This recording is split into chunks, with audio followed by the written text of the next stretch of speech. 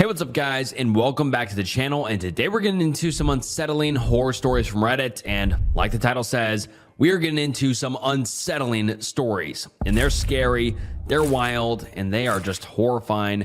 So you want to make sure to stick around. I appreciate you stopping by. It means the world. Please like the video and subscribe to the channel.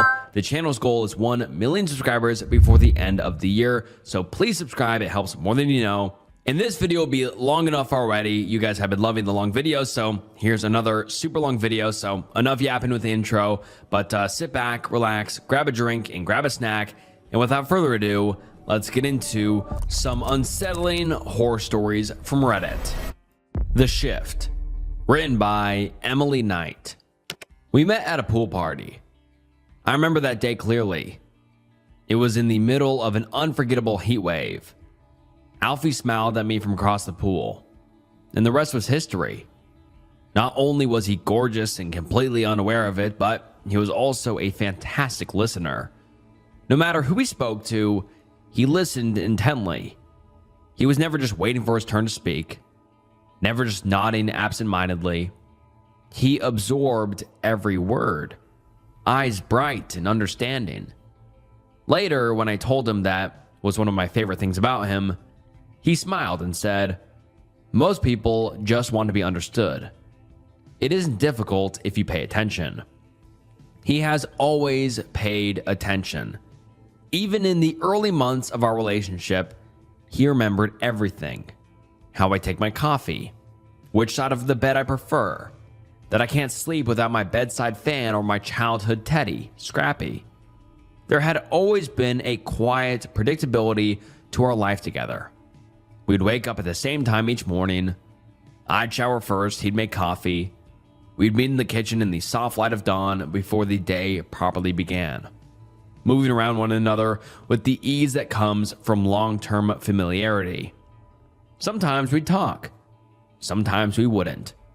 Silence never felt uncomfortable. Then came the shift. He was handing me my morning coffee. "Milk and 2 sugars, right?" I laughed because I thought he was joking. We'd been together for 9 years, married for 4, and I'd never taken sugar in my coffee, not once. "No sugar, you're sweet enough," he'd say. We had both been sleeping a little less than usual lately. I put it down to nothing more than a brief moment of forgetfulness caused by tiredness. I kissed him on the cheek, took the coffee, and told him not to worry about it. Then he started watching me in my sleep. Now, I've always been a light sleeper. A change in temperature or a shift in the light will wake me. For years, that sensitivity never bothered me. If I woke up in the early hours and turned my head, I'd find Alfie beside me exactly as expected. Fast asleep with one arm tucked beneath his pillow, breathing deeply. Recently, though, I'd turn to face him and find him already awake, not moving, not on his phone doom scrolling, just simply lying there, looking right at me. The first time it happened, I smiled at him, still half asleep, and asked him what he was doing. "Couldn't sleep," he said. "Did I wake you?" "No," I told him, and reached for his hand beneath the covers. But it kept happening. Not every night, but enough for me to pick up on it. Each time, the explanation was reasonable. He'd woken early, he'd had something on his mind, he hadn't wanted to disturb me by getting up. Although it made sense, it kept me up at night. There was something about the way he was watching me that bothered me. It wasn't intrusive or intense. If anything, it was gentle. The same attentive expression he'd always worn around me. But lying there in the dark, meeting his eyes before either of us had fully entered the day, I had the faint, disorienting sense that something was off. I just couldn't put my finger on what. Even with minimal sleep, life continued, as it does. The usual routine of work, dinner, and an evening lounging on the sofa. all the normal things. He became more perceptive than ever, more aware of my moods, quicker to anticipate what I needed before I asked. It felt, on the surface, like a deepening of the same gentle love he'd always shown me, which is why when I'd catch him staring, I'd tell myself it was nothing more than a look of admiration. And for a while, I had no reason to believe otherwise. With time, the staring crept its way into the daytime too. I'd be washing the dishes and would catch him in the reflection of the kitchen window, standing behind me, still as a statue, just watching me. I'd turn around and he'd spring back to life, tending to whatever menial task had previously garnered his attention. He also started repeating things I said. It would happen hours after the initial conversation, sometimes even the next day. He'd do it casually and in a slightly altered context, as though the words had occurred to him independently. One afternoon, I mentioned that the air in the house felt strangely heavy. It wasn't a particularly unusual observation, just something I had said without thinking as I opened a window. At the time, he'd simply nodded, but then later that evening, as we sat on the sofa scrolling through Netflix, he looked around the room and said those exact same words. The air feels strangely heavy. I waited for a sign that he was joking, that he was deliberately echoing me, but instead he looked mildly contemplative, like the thought was completely his own. When I asked him what he meant, he shrugged. I know it might not sound like much, but I can't express how unlike Alfie these behaviors were. There were other changes too, like slightly delayed responses. I don't think anyone else would have picked up on it, but I knew my husband like the back of my hand. He was changing. If I laughed, he laughed, but a little too late. If I frowned, he frowned, but after a pause. It felt like he was mirroring me, as though without my lead, he wouldn't know which emotion to express. One evening, after a particularly shitty day at work, I relayed my frustrations to him. It was nothing dramatic, just office politics, the sort of thing we discussed 100 times before. As I spoke, I watched his face. For a brief moment after I finished, his expression remained completely neutral. Then, as if remembering what should come next, his features arranged themselves into sympathy. "That sounds frustrating," he said. The words were correct. The tone was correct too. And yet, for reasons I couldn't properly justify, I felt uncomfortable. Enough was enough. I decided I would call him out on it, hoping to clear things up to stop me feeling so on edge all the time. "You've been a bit different lately," I said one day as we cleared the dishes, hoping I didn't sound too accusatory. He looked up at me, his expression blank. Different? The word hung between us for a moment. I felt a flicker of embarrassment, wondering if maybe I shouldn't have said anything. I opened my mouth to soften the blow, to explain that I hadn't meant anything serious by it, but he spoke first. "I'm sorry if it feels that way. Work's been taking up more space in my head than I realized." His voice was warm, reassuring, just like always. I nodded, already prepared to let the matter go. But then, in that same even tone, he continued, "You've seemed a little on edge yourself recently." "What?" I said, surprised. "I assumed that maybe you were just tired. You haven't been sleeping properly." He was right. I hadn't. With a small, sympathetic smile, Alfie stepped closer, resting his hand lightly against my arm. "You've been noticing things more, haven't you?" I nodded. Sometimes, when you focus on the little things too much, they start to feel bigger than they are. I contemplated the words. It wasn't until that exact moment I considered maybe I had been the problem all along. The conversation began with me expressing a small uncertainty about him, but now I was questioning myself instead. "Yeah," I eventually replied. "Like you said, I'm probably just tired." From then on, I deliberately tried to stop noticing things, telling myself that it's easy for ordinary behaviors to appear unusual if you examine them too closely.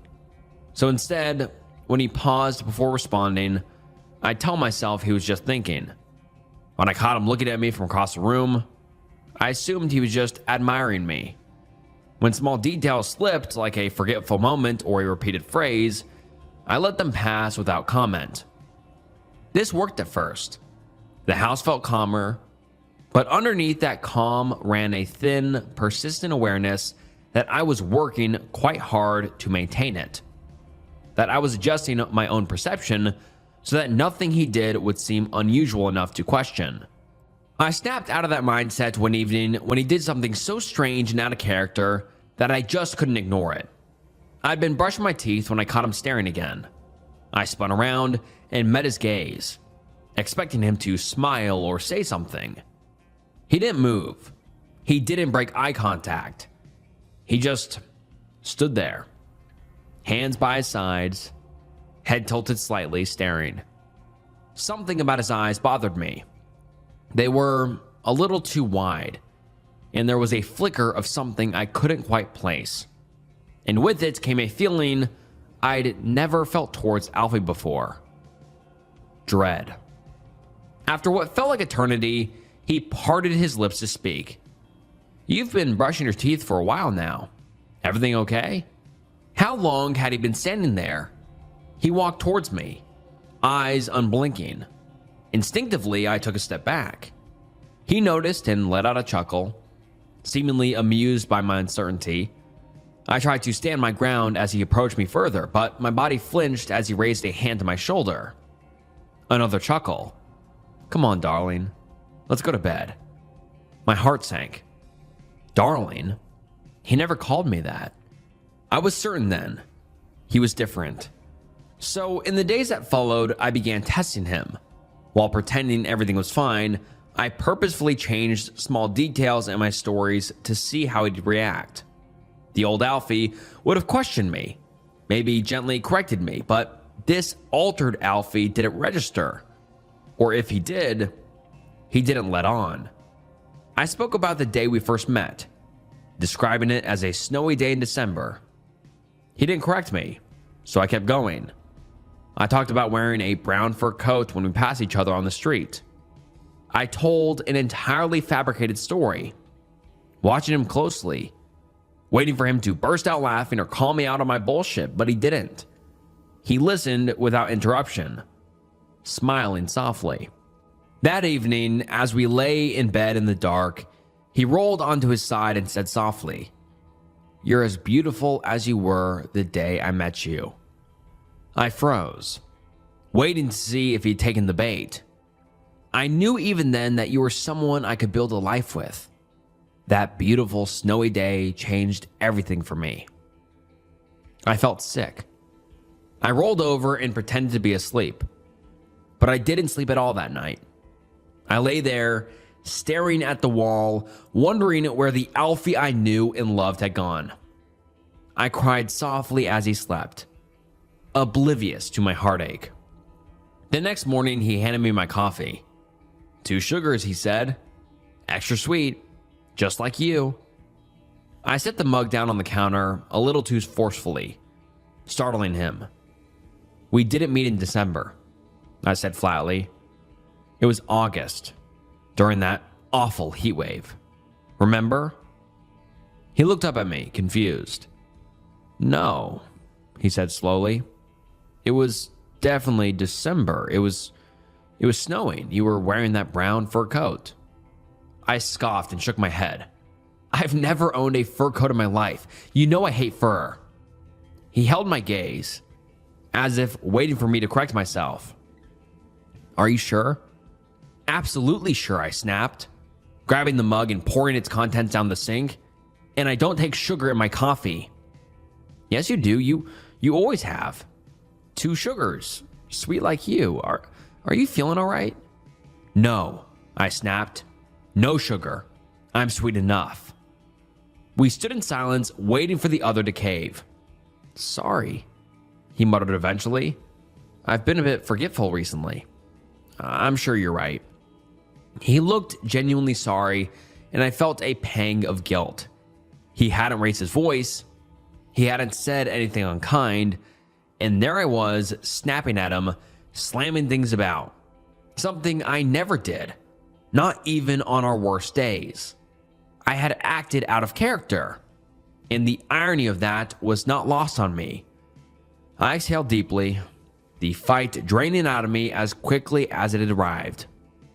No, I'm sorry, I said quietly. Unable to meet his eyes. I shouldn't have snapped like that. He accepted my apology and kissed my cheek before leaving for work. Once again, I couldn't shake the creeping suspicion that perhaps this really was all my fault. That I was the one distorting ordinary moments into something they weren't. I felt like I was losing my mind. That evening, I would doubt my sanity once again. I was getting ready for bed. Only Scrappy wasn't on the pillow where I'd left him. Alf, I called, tearing apart the duvet and searching under the bed. He appeared in the doorway, wearing a pair of blue pajamas I'd never seen before. He normally slept in his boxers.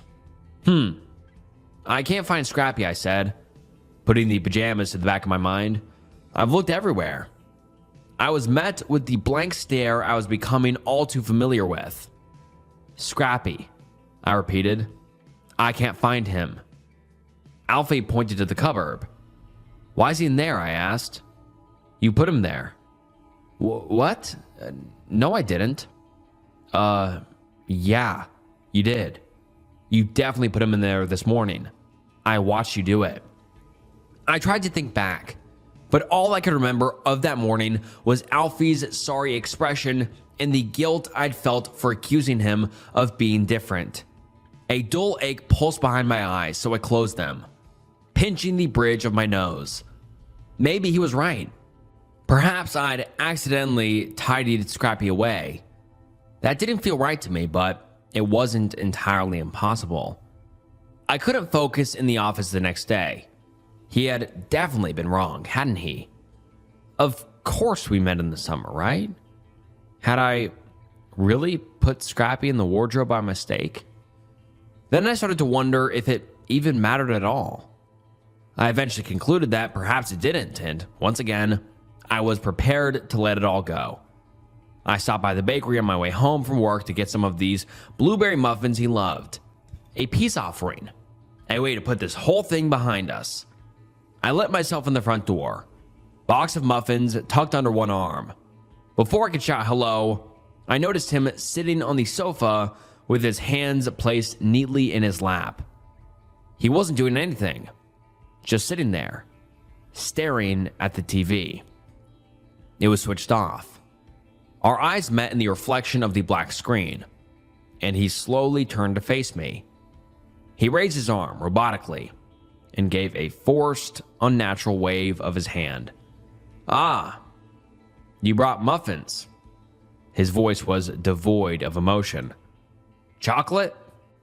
Blueberry. Oh. His mouth formed a thin line, and he slowly turned away from me. I thought they were your favorite, I said to the back of his head. I'm allergic to blueberries. I stood there, dumbfounded. He absolutely was not allergic to blueberries. He wasn't allergic to fucking anything. Anger surged through my veins, but I bit my tongue.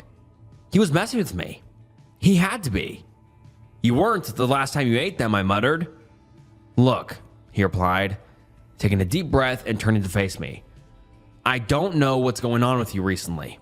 And I didn't really want to say anything, but I'm starting to get worried. You keep getting things confused, and it's clearly making you angry. That's so unlike you. You've just been so different lately. Me? I scoffed. You're the one who keeps staring at me and copying me and being all fucking weird. I had never raised my voice at Alfie before. He looked shocked, then disappointed. He shook his head solemnly. "See what I mean?" he said quietly. "You've got it all backwards. You're the one doing all those things. I wake up in the night and you're just watching me, staring at me. And you keep repeating things I've said. Really weird, insignificant things like, 'Ooh, the air feels strangely heavy in here,' when I'd literally said that exact phrase only hours before." What? There was no way. That couldn't be possible, could it? My heart began to thud and my head spun, causing me to stumble backwards. Alfie jumped up and rushed over, offering me his arm. I took it, trying to swallow the sickness that was creeping up from the pit of my stomach. "Let's talk about this later, okay?" he said softly, before kissing my forehead. "Why don't you take a nice bath? We can both take a moment to cool off and we'll have a chat this evening. Sound good?" I nodded. I took myself upstairs, locking the bathroom door behind me. For a while, I just stood there, hands clutching the edge of the sink as I stared at my own reflection. The skin under my eyes was puffy, almost purple. I tried to slow down the sudden, shallow rhythm of my breathing. How could I possibly be the one in the wrong? I was certain that blueberry muffins were his favorite. We'd had blueberry cake at our wedding too. It had this beautiful, pale, baby blue icing with fresh blueberries cascading down one side. I was sure of it. I made a mental note to dig out the photo album later and prove it to myself. I turned the taps on, letting the bathroom fill with steam as thoughts whirled around in my head.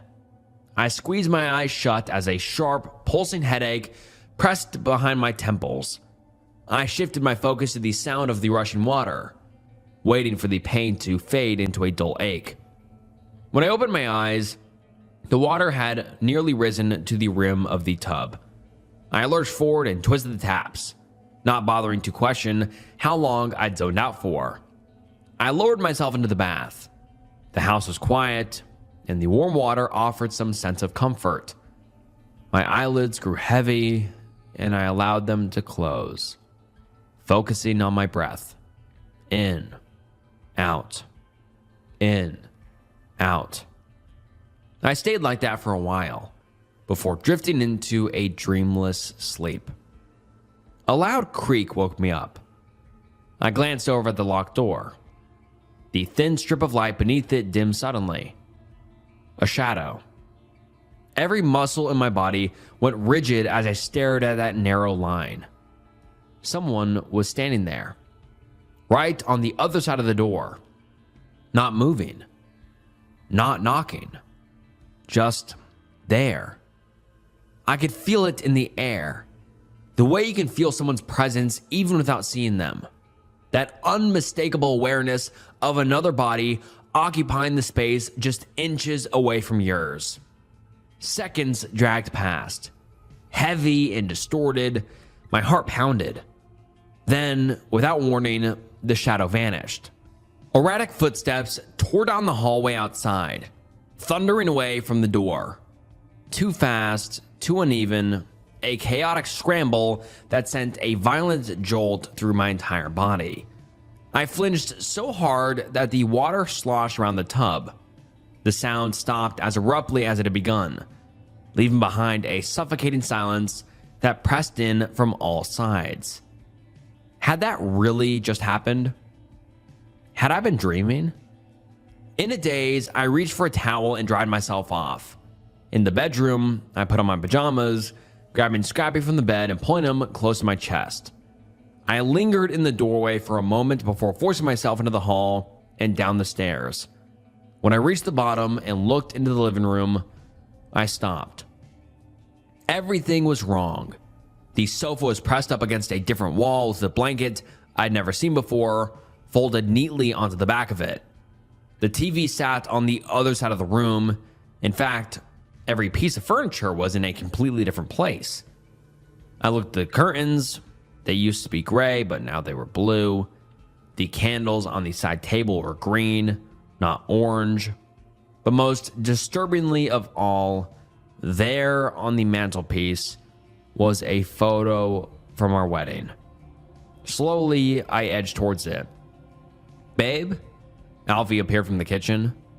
I leant in, examining the picture. We were cutting the cake. Our plain, white wedding cake. I collapsed my knees. Alfie hurried across the room, his footsteps quick but careful. He crouched down beside me, lifting my chin with his finger. "Hey, what is it?" he asked, his voice low and soft. The kindness in it was too much.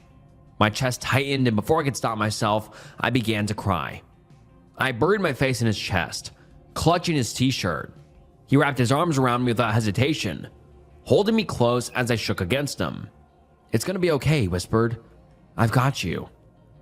I took the next few days off work, and so did Alfie. I didn't ask him to, but he insisted. He held my hand as I made a call to the doctors, setting up an appointment for the following week. He brought me coffee, black, no sugar. He even rearranged the furniture just to put me at ease. "Huh, I like it better this way," he said, as he stood back and admired the room. I smiled. "Thank you," I said weakly. My head still throbbed and my eyes were still crusty from all the tears, but I felt okay. For the first time in a while, I felt hopeful. Alfie was right. I was going to be okay. We went to the appointment together. The doctor didn't look at me when he spoke.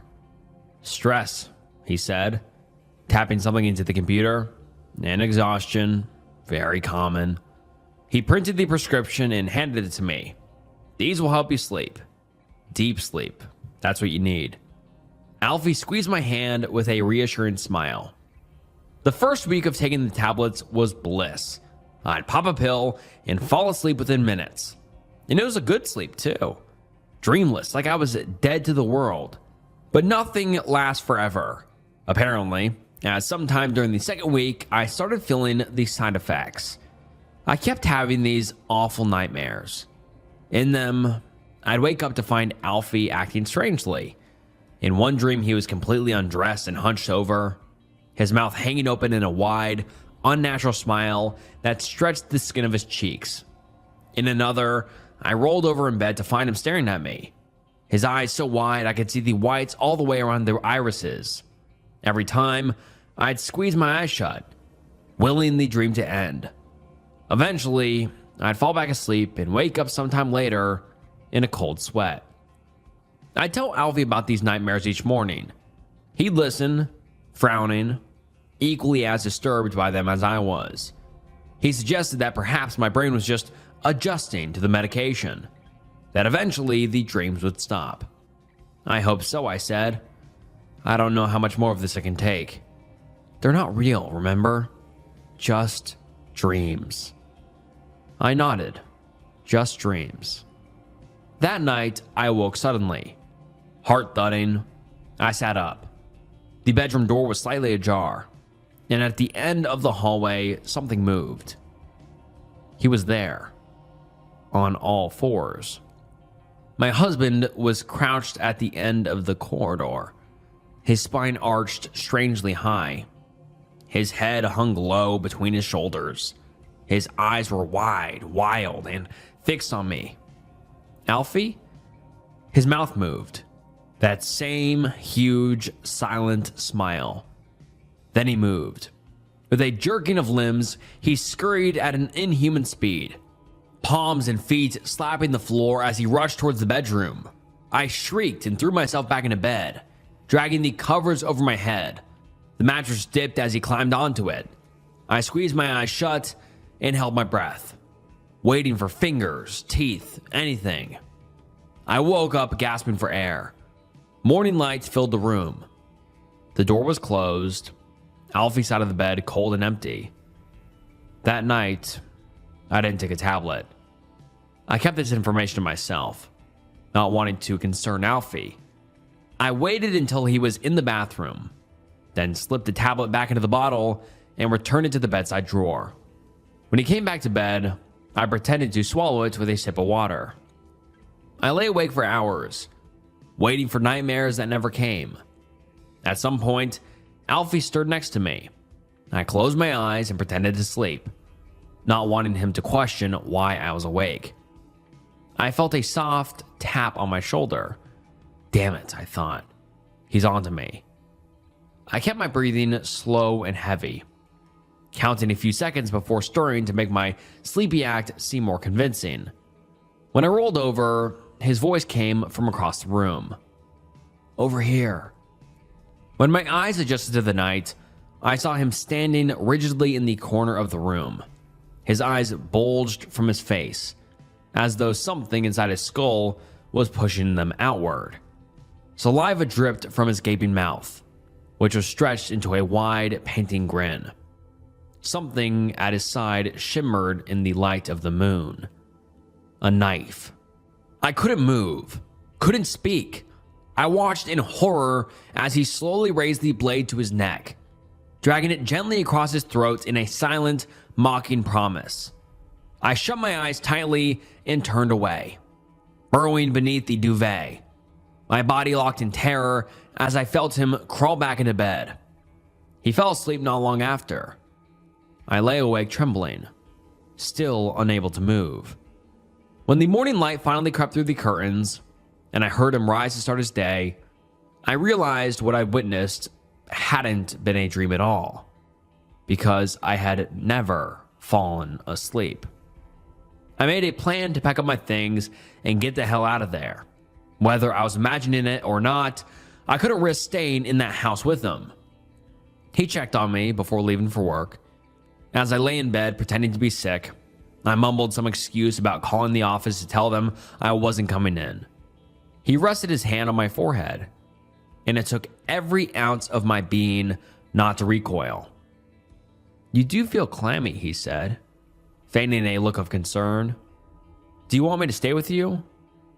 My pulse raced. No, I said, trying to sound casual. No point. I'll be asleep for most of the day, I imagine. He nodded. Okay, well, take it easy. I'll be back this evening to look after you. I love you. I waited for the sound of the front door to close behind him before springing out of bed. I just needed the essentials. My keys, my phone, my charger, my purse. I'd figure the rest out later. I shoved my things into a bag and hurried down the stairs. Shit, Scrappy. I ran back up to the bedroom.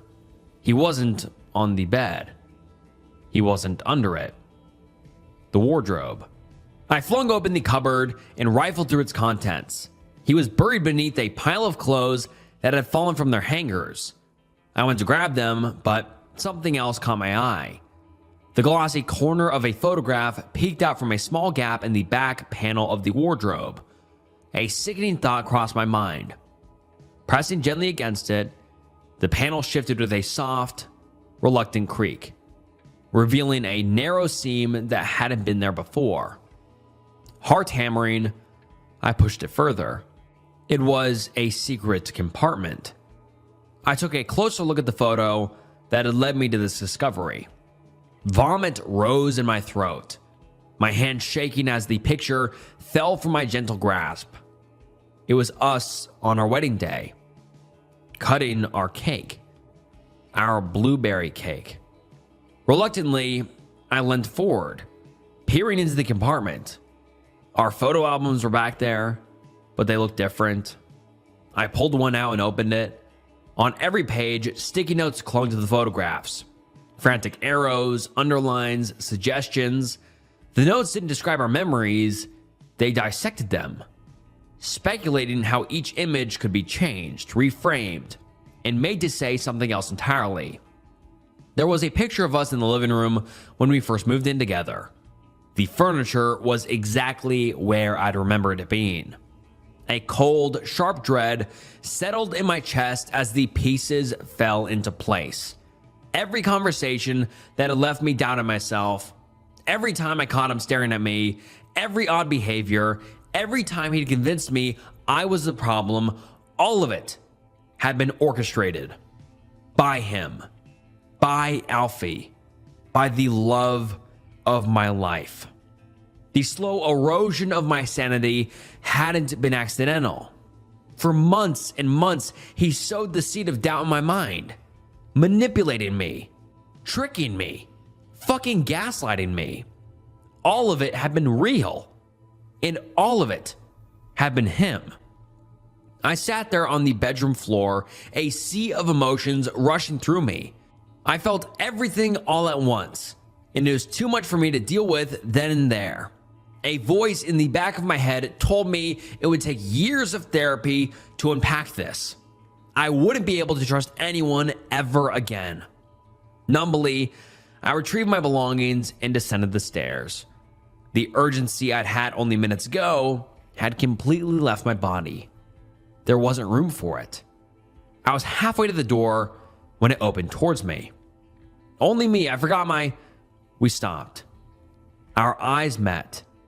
With a look of concern I knew was pretend, Alfie examined my face, checking for tears, for anger, for anything that might tell him what he was walking into. I watched him do it. I watched the familiar softness appear, that careful attentiveness he wore when he thought something was wrong. Then he saw it. He knew that I knew. His concern vanished in an instant. It was as if a switch had been flipped behind his eyes. The warmth replaced with something icy and cold. "You figured it out," he said. I didn't shout. I didn't cry. I didn't run. I simply looked back at the stranger in front of me. The love I once had for him, non-existent. "Why?" I asked. "Why did you do it?" He shrugged.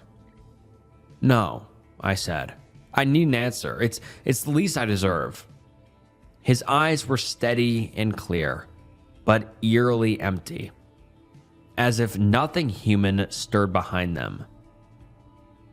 Because I could. And that was it. All that he'd done. All that he'd put me through. There was no reason, no master plan. It was all for sport. I pushed past him. Door closed behind me as I headed for my car. I sat with my hands on the wheel as I stared back at the house we'd shared together. It was nothing more to me now than a pile of bricks. While reversing out of the drive, unsure of where I was going, a realization hit me. I understood with a cold and final clarity that the most terrifying part wasn't what he'd done. It wasn't why he'd done it. It was how easily he would go on living now, untouched, unbothered, while I gathered the scattered pieces of my mind he had so carefully, deliberately broken, just because he could. I've been a doctor for 30 years. I quit today. Written by Buddha the Great. At the very outset, I must apologize. I'm not very familiar with this platform, but I talked to my son, and after a good few hours of refusing to believe me, he thinks I should go on the internet with my story, as a warning. We didn't have all these computers when I was young, and words still travel just fine, but I guess the world has changed. Up until today, I was a doctor. A damn good one, if I say so myself. I have the biggest goddamn ENT practice in the next 5 states, and I'm proud of it. I was, at any rate. Now, I've just lit a cigarette on the final, smoldering chars of my degree. It's a whole load of bullshit anyways. No man who's seen anything like I've seen would have any faith left in those authoritative medical textbooks. It all began, you see, at exactly 10:30, when the private line at my upscale Sector V clinic began ringing. If I'd just been a little luckier and a little less stupid, I would have ignored it, like on any other day. I have strict principles. I don't take appointments after 9, and I don't see patients after 11. It's how I kept my marriage intact. You didn't disrespect my clock. If it was urgent, too bad. If it were an emergency, find someone else. Everyone who worked with me knew that. I was a goddamn super specialist. I was not going to run around on midnight calls like some junior resident. That's why my secretary ignored the line the first time, and the second, and the third, even though the ringing somehow grew louder each time. Then, just as I was planning to call it a night, my chamber intercom clicked and turned green. The line had been patched through. "Ranjana!" I barked through the door to my chamber. "I've told you not to." "I didn't." She appeared at the door, nervously tugging at her skirt, eyes wide. "It didn't even ring this time. I don't know how it got routed to you. You must have hit the wrong button." Even as I said it, I knew it was unlikely. Ranjana had been with me for 8 years. She didn't make mistakes, let alone stupid ones. Well, since it's already here, I moved to press the button to receive the call, but before I could, the speaker crackled to life on its own accord. "Dr. Sharma, Dr. Sharma, can you hear me?" The voice was staticky, flickering in and out, like we were not over a landline, but on a satellite phone in the middle of a rainstorm. There was so little fidelity that I could hardly tell what the person on the other end sounded like. "Yes, hello," I said, the second hello a little louder, hoping to cut through whatever strange interference was plaguing the line. I didn't even know why I was trying so hard to break my own rule. I suppose after even all these years, I am a professional first. "All right, we're through." They were talking to someone on their end. Now that the line had cleared up slightly, I could tell it was a man. "Dr. Sharma, I hope I'm not bothering you too much, but we have someone we would like to get checked out as soon as possible." I sighed. As expected. "Look, mister." He didn't volunteer his name. "I don't take appointments at this hour. If you need to come in, call us in the morning, and my secretary will give you a date and a time. I must warn you, we have a backlog. This is an emergency, doctor. It positively cannot wait." "Then you should have set an appointment earlier. Call my office tomorrow, please. Good night." I moved to cut the line. "It's very urgent. Are you sure I cannot persuade you?" The voice on the other end was polite, even deferential, but there was a hint of steel behind it that stayed my hand. "What kind of urgency?" I said, despite myself. It's a close friend of mine, you see. Nothing life-threatening, but he seems to have completely lost his voice. Perfectly all right otherwise, but he's completely mute." "Mute?" I asked, some forgotten curiosity rising within me. "Do you mean his voice is broken? Hoarse?" "No, doctor." There was a sting of triumph in his tune. "He's completely silent. Not a peep. As if he didn't have a mouth at all." "And nothing else wrong with him?"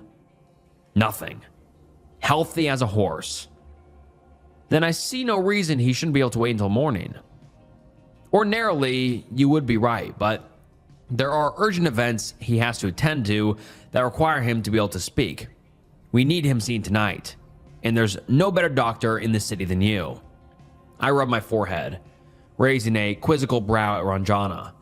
She shrugged helplessly. I had never broken my rule.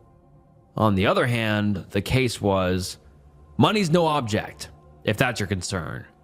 His tone was light and breezy, almost dismissive, as if he couldn't believe that was even in question. "Is that so? What's your consultation fee, Dr. Sharma?" I opened my mouth to answer, but he cut me off. "It doesn't matter. All you need to know is it's more money than you'll see in your life for seeing a walk-in patient at a clinic. Significantly more." Despite myself, I bristled. How cheap did he think I was? "It has 6 zeros," he added helpfully, as if reading my mind. "All of that for one single consultation. It shouldn't take a skilled professional like you more than 15 minutes. What do you say?" "Sir," Ranjana whispered, her tone some mix of warning and trepidation. I silenced her with a knowing look. She wasn't wrong. Something in my gut told me I was being paid to see something no one else would. But I told myself it didn't matter. Fuck curiosity. Curiosity is for students. I was a professional. I just had to diagnose a mute man and go home with enough money to build a second house in Goa. "Your friend must be really desperate," I said, trying not to blurt out my shock. "We need this solved with minimum delay. Off the books. Are you in or are you out, doctor?" Looking back, that is the moment any reasonable man should have walked away. No one gives that much away for essentially peanuts. If they are usually buying significantly more than what you think you're selling. Instead, I looked at the clock. 10. I still had an hour before I had to get home, technically, before my wife started crying. How long could it take? "Fine," I said tersely. "When can your friend come in?" I could almost hear the smile in his voice. "Oh, don't worry about it, Dr. Sharma. My friends are already there." Right on cue, I heard the clinic door swing open. The line clicked and went dead on my desk. Ranjana read my glance immediately, rushing out to greet them. There was the sound of heavy boots against the floor. 3 or 4 of them, by my guess. But there was something else right alongside them. A chill that settled into the room as the door swung closed, prickling up my spine. Out of habit, more than anything else, I checked the air conditioning, still at the usual settings. I rose from my seat, an inexplicable, heavy sense of foreboding coiling around my heart, telling me I was making a mistake, telling me to send them away. I ignored him. The money was too good. The fucking money. The first one that caught my eye was the leader of the pack. A man with brown, metallic complexion, hair slicked back expertly into a part my own grandmother would approve of. May she rest in peace. His suit looked remarkably expensive, the kind that would burn holes even in my pockets, which I supposed explained the willingness to pay. Even as he approached me, his mouth splitting into a perfectly rehearsed smile, the air in the room began to grow pungent with ozone, like the calm before a thunderclap. Flanking him on either side, a few steps behind, were 2 others, one male and one female. Unlike their companion, they were dressed almost too casually. Ratty, sagging t-shirts and faded jeans. Their faces were uncovered, but every time I tried to focus on them, my eyes would instantly slide off and onto something else, like slipping on black ice. Even what few details I could have glimpsed dissolved almost as soon as they entered my mind. All I could comprehend was an ever-shifting mirage, an unsolvable puzzle where their visage should be. Standing between them was another man, a foreign tourist by the look of it. He was wearing a faded and stained sky blue shirt, a silver cross glittering darkly on his collar. His dirty blonde beard was long and unkempt, matched by the mop on his head. Though he was able to stand by himself, his forehead was slick with sweat, his eyes half-lidded as he tried not to nod off. Dr. Sharma, the man in the suit, approached first, wearing a well-rehearsed polite expression as he extended his hand. "Thank you so much for seeing us at such short notice. I want you to know we are all very grateful." "You must be." "We are the associates your caller mentioned, yes." I took his hand. "I thought he said you were friends, mister." Elias. His grin did not waver, his grip firm as he shook. "You can call me Elias, and yes, he does like to think of us all as friends, doesn't he? But just between you and me, I prefer to keep it a little bit more professional." "I see. Well, no use getting involved in that. Instead, I crossed over to the man they had dragged in. I assume this is your patient? What gave it away? Elias chuckled at his own joke, adjusting his suit. Well, where do you want him, Doc? We can wait outside or take a walk, or if that's what you want. After escorting him all the way here, they were just fine with leaving me alone with their friend. Nevertheless, working would be easier without three people breathing down my neck and asking questions. You can step outside if you want, I said diplomatically, but I would appreciate it if we had the room. Understood. Elias nodded. People, let's give the doctor his space. I'm stepping outside. Gotta smoke, the man said. As an ENT specialist, I hated smoking. As a chain smoker myself, I sympathized perfectly. Besides, I had something else to worry about. He's just spoken. No doubt about it. However, even though these sound passed through my ears and I remembered every word he had said, I already had no recollection of what he sounded like. Not a single detail. Not a pitch, not a cadence, not even the language. There was a gaping void in my memory where his voice should have been. You sure you can handle this, Doc? Elias asked. His eyes slightly narrowed as he read my expression. You look a little flustered. Long day? I'm fine, I said quickly, reflexively, admitting fatigue was a bad idea, commercially and legally in my profession. I can take him from here. Can I go? The man asked again, urgently. Go ahead. Elias gave me another smile. We'll be outside, Dr. Sharma, just in case you need anything. Then he walked over to the patient, patting his cheek like an affectionate father. Don't worry, kiddo. He's the best doctor for the next 5 states. If anyone can fix you up, it's him. A few seconds later, we were alone. Wordlessly, I gestured to my patient to take a seat. What's your name? It was more for politeness' sake than anything else, though it would be nice to know if the muteness was merely psychological. No answer. Predictable. How long have you been in India? You don't look local. Did you come here on holiday? The questions were more to fill the silence than anything else as I rifled among my other tools. I caught Ranjana's eye through the door. She had taken her seat at her desk. Whatever else, she was ever the professional. Something unspoken passed between us. A language cultivated over the years.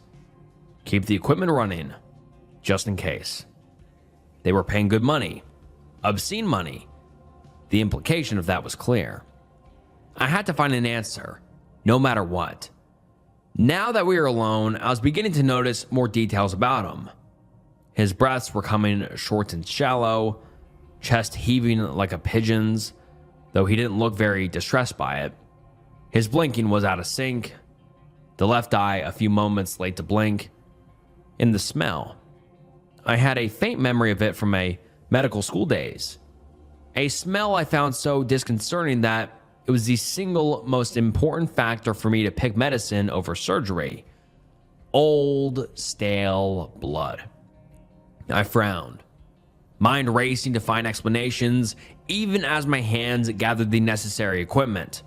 The asynchronous blinking, shortness of breath, vasovagal response, nervous issues? Maybe he had tried to take some shoddy drugs at some obscure village music festival? Common enough in around here. And the tourists always passed through Bengal on their way back. The dealers knew this, but the smell. A sharp rap on the window. Both of us jumped to the sound. The man's eyes followed mine. A jet black crow was perched on the windowsill outside. Head turned to the side to look straight into the room. Its eyes were big. Too big for any bird of its kind I had seen. Pupils round and aware. Intelligence glinted behind them. Almost as if it had been waiting for me to look. It deliberately wrapped its beak on the window again. And then again. I could not understand what it wanted. To come in? A clatter drew my attention back to my patient. His resigned demeanor had been replaced with a strange, unnatural excitement. His eyes were wide as he stared at the bird, breath coming ragged and fast as he shuffled to get as far away from the window as he could without getting up. The fear in his eyes was raw, animal. Whatever that thing was, he knew it. It knew him. I looked back at it. It met my gaze head on, its baleful eye growing and growing and growing until it swallowed the whole room. I was a speck of dust before its massive pupil, its glare boring into me. Cold waves ran through my body. It was scanning, thinking, questioning, and I did not know how to answer it. Seconds stretched into hours. My muscles petrified before the intensity of this little bird. And then, before I knew it, the moment passed. It cawed once, and as any other bird would, spread its wings and disappeared into the darkness outside. Doctor? The voice pulled me back to the door, where Elias's head was sticking through the crack. Everything all right? We heard a little commotion. The bird. The bird? Elias did not sound incredulous. Rather, he sounded a little irritated, like he had just been informed of the arrival of an unwelcome guest. Is this bird still there? No. I caught myself before I could get more upset. Well, never mind. It's all right. We were just a little startled. I will begin with the examination now. Elias gave me a polite smile. Of course, Dr. Sharma. Once again, if you need anything. He left the implication hanging, closing the door behind him. The man was still wide-eyed, craning his neck to look behind me, confirming if he were truly alone. I understood the feeling, but I could not have him fidgeting for the rest of the inspection. It's gone, sir. Please, try to sit still. I raised the inspection table to get the appropriate height. I'm going to make a physical examination of your throat now, just to see if there is any visible problem. Is that all right? He hesitated for a second, and then nodded. Okay, good. I snapped on my gloves with practical ease. I first started outside, palpitating his neck. There was no obvious inflammation or irregularity, no swelling, no bumps, no excessive throbbing or heat. In fact, there was little heat at all. His skin was cold, like touching a sheet of metal left in snow overnight. Even the thin sheen of sweat was almost ice cold, seeping through the gloves and numbing my fingers. This cold and still sweating. He did not look uncomfortable, but even so. The man on the phone had said he was healthy as a horse.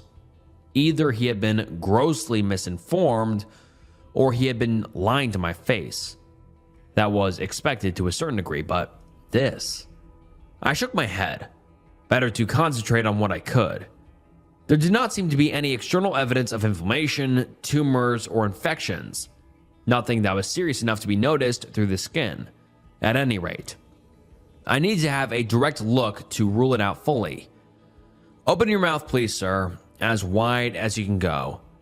I grabbed a torch and a tongue depressor from my tray, clearing a visible path. Despite the harsh light, his pupils remained unmoving, refusing to contract even though he was clearly uncomfortable with the brightness. You can close your eyes, I whispered, concentrating on his throat. He needed more than an ENT specialist to see him. I was half tempted to call up a few of my friends for a referral, but I had been asked for discretion. Whether that extended to other medical professionals, I did not know, and I did not want to risk finding out the hard way. When people were willing to pay that much, it wasn't just about privacy. Losing the money was the least of your concerns. Disobeying instructions could land you in a ditch, or worse. Even under direct inspection, his throat looked perfect. Too perfect. Not a single blemish, aberration, or benign growth. Not even minute scarring from wear. It was immaculate. It looked like my patient had walked straight out of the ideal diagram in my anatomy textbook. No real person's body looked like that. It was as if he had never spoken, caught a cold, or even coughed too hard in his entire life. How old was he? Above 20 at least. That was impossible. I flicked off the torch, trying to keep my confusion from my voice. You can't talk? At all? The man shook his head. What about sounds? Can you sigh, cough, shout? The man blinked. He hadn't tried yet. Why don't you go ahead and try to cough for me then? I hoped he knew what coughing was, given the pristine condition of his throat. He nodded and coughed lightly. It sounded normal. No gurgling or scratchiness. That ruled out mucus buildup, though I hadn't seen any in the first place. He coughed again. A little harder this time. It's okay, sir. You can stop now, I said, reaching for my next instrument. He coughed again, doubling over this time. Sir? His coughs grew in intensity until he was shaking and thrashing in place, each retching cough racking his whole body with spasms. Ranjana, I called out, straightening him up. Water, now. As he coughed, something black and vicious began to pour out of his mouth, bubbling with intermittent spit and mucus.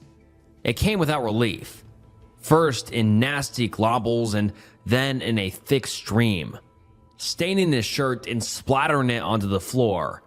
The smell of blood lingering around him intensified until I was forced to cover my face with my sleeve to stop myself from gagging. This close, it was joined by others. The raw smell of overburnt incense, the pungent odor of burning hair, and sickening mildew. Then, just as suddenly, it stopped. He gasped, taking long, shaky breaths, looking at the tar-like substance now covering the floor in his clothes. It's all right. Happens more often than you know. I lied. We'll get it cleaned up. He nodded slightly, clearly not believing me. Well, I had to press on, if only to finish up in time and get back home. Why don't you drink that water, and then I'll take a direct look at your larynx.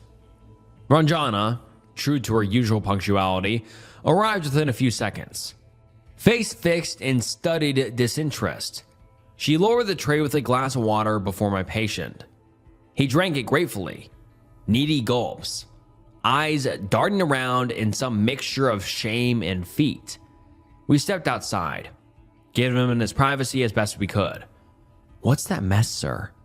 She whispered under her breath. It all came out of him. I leaned against the wall, crossing my arms and trying to study him without glaring.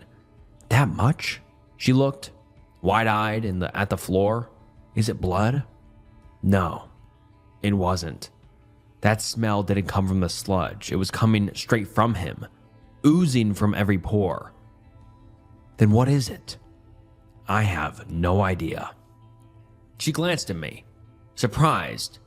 It was the first and now probably last time she had heard me admit I did not know something. We should get a sample of it. It's contaminated now, but it'll have to do. This needs to go back to a lab as soon as possible, I said, falling back into the safety of professionalism. I think we'll need to see this patient a few more times. She nodded. Yes, sir.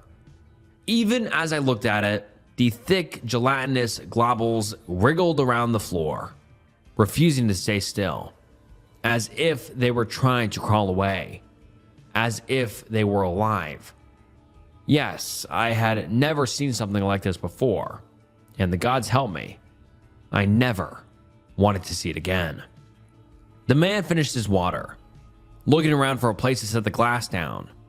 Ranjana took it from him, flashing a measured smile of hospitality. Are you ready to continue? I asked, trying to make my voice as gentle as I could. We can take a few minutes. He shook his head. Very well. I crossed back over to the tray, keeping up the appearance of control. Now, we're going to take a direct look at your larynx, your voice box, that is. I held up my laryngoscope, letting him take a look at it as I got it hooked up to my monitor. Normally, I didn't bother, but the more upper-class clients liked the show, the illusion that they knew what was going on. I'm going to insert this through your nostril and down your throat. You may feel a little uncomfortable, but it will pass. It has a camera that allows me to take a direct look at your vocal folds, see if there is anything physical going on. When he didn't protest, I fell back into practice procedural ritualism, administering a light tropical anesthetic before guiding the tube in through his nose. He made a half-hearted attempt to sneeze, but stayed otherwise still as I watched the video feed. His nostrils looked normal, with no inflammation or mucus present to signal an infection. In less than a minute, I was through. Reflexes and experience taking over as I deftly entered the throat and proceeded downwards towards my destination. The pharynx passes by, looking as pristine and perfect as it had visually. Just a little more, and I would have the vocal folds in sight. As I rounded the last fold, a crackling sound sent ripples of distortion through the monitor feed. The sound grew, like miniature lightning inside the machine.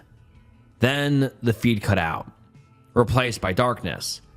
I frowned. This machine wasn't anywhere close to giving out like this. It was less than a year old. No, the monitor hadn't turned off. It was still powered, responsive. The laryngoscope was transmitting its feed just fine. It was merely looking at nothing. Perhaps just the torch I'd given out? Then the darkness began to shift. Vague outlines melting out from the black void. Shifting. Moving. The vocal folds? No, that looked nothing like a larynx. Even from what little I could see. I fiddled with the controls, trying to get the torch working again. Unfortunately, it did. The light flicked on, bathing the patient's throat once more. Right before the camera, a black, bulbous mass writhed, tentacle-like projections wrapped tightly around the tissue.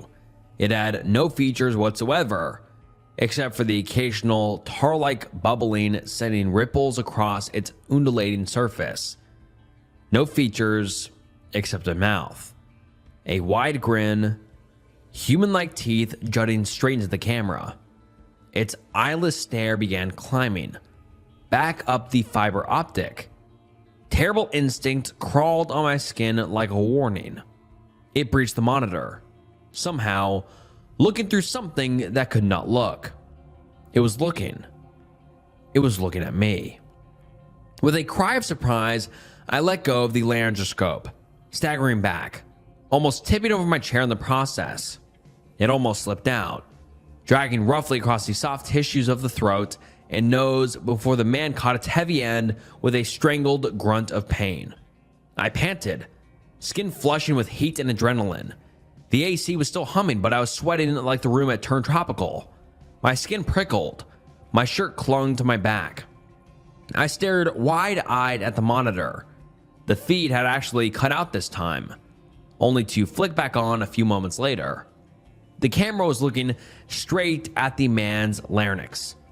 A normal larynx. Except that it was too perfect. Too clean. Like everything else in there. Like something was disguising itself with the healthiest image it knew. "Doctor?" I heard Elias's voice from outside. "I'm fine," I called back, staring at the image. "We're fine." No. Not a single trace remained of anything out of the ordinary. I wiped the sweat off my face, rubbing my eyes. Was it fatigue? Had I been sleeping too little after all? Maybe binging those shows every night wasn't a good idea after all, no matter what my wife said. I fixed my patient with the firmest stare I could. "What exactly happened to you? Tell me. Leave no detail out."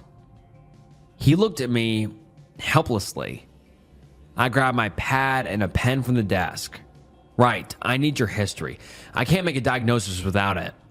He nodded, taking the pen from me. I flipped the pad to a blank page and held it out.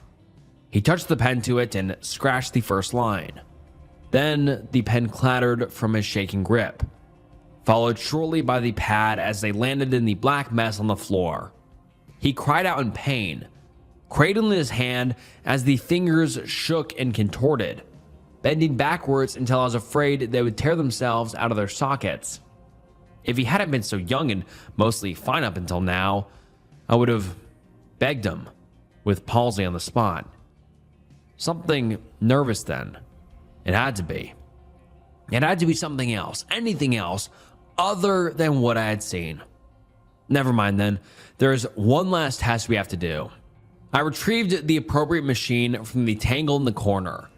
I would have to have a word with the cleaner about organizing that. An electromyography. He gave me a quizzical look. Some things never change. It will let me measure electrical activity in your muscles. I quickly withdrew the laryngoscope, wheeling it away with perhaps a little more urgency than I had to. I have a suspicion that your problem is related to nerves, since I can see nothing physically wrong. Well, that was a lie. Your vocal folds may not have been getting the correct signals from your brain, or any signals at all. That might be why you can make sounds, but no complex speech. I held up a hand to forestall the next question on an impulse. It's minimally invasive, don't worry. It wasn't about the money, not anymore. I needed to know I was sane. I showed him the electrodes. I just need to insert these into your throat externally. He sighed, his expression resigned. He did not believe I could help him. To tell the truth, I wasn't sure either. But he made no moves to refuse, so I continued. This time, I did not administer any anesthetic. I needed the electrical activity to be as clean as possible, just in case. As soon as the monitor flicked on, my questions were both answered and increased. The electromyogram was dead. Completely dead. Not a hint of electrical activity present anywhere. It was never completely dead. That would mean... Can you try to speak, I asked, just to make sure. Humor me. He strained. Still no activity on the display. I sighed, moving to switch it off. Weird or not, I had my answer. Then the graph moved. Within seconds, when there was nothing before, there was now frantic activity. Lines and spikes going everywhere and nowhere, erratic and impossible. Nerves could not carry signals like this. Every hint of medical knowledge I had went against it. And yet, it was happening. A miniature thundercloud was raging inside my patient's throat, painting the monitor with hints of its power. The lights in the clinic flickered, as if the electricity was overwhelming the circuitry, traveling back through the computer and into the room around me. I rose from my chair, opening my mouth to say something. With one final blinding flash, every light in the room detonated, sending sprays of glass everywhere. I ducked, covering my head with my arms as small shards pattered against my clothes. In an instant, we were cast into blinding darkness. The ghostly glow of the electromyogram, the only source of any illumination. Someone banged on the door, trying to open it. It did not budge. In the darkness, I felt something moving along it. Something heavy, holding it in place with its bulk.